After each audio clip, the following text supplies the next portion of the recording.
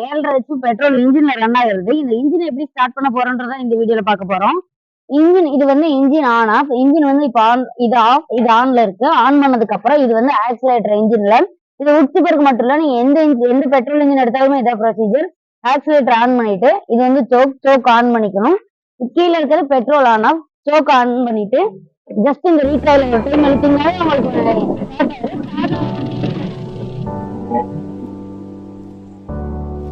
இந்த தென்னை மட்டையை ஓலையோட இப்ப போடலாம். அதுல எப்படி அவுட்புட் வருதுன்னு பார்க்கலாம்.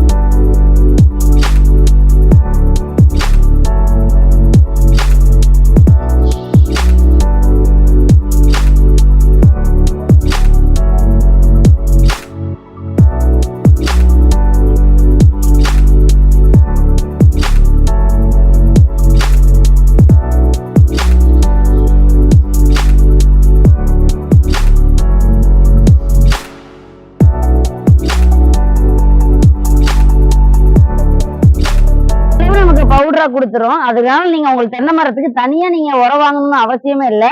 தோட்டத்து கழிவுகளே நீங்க உரமா போட்டுக்கலாம்.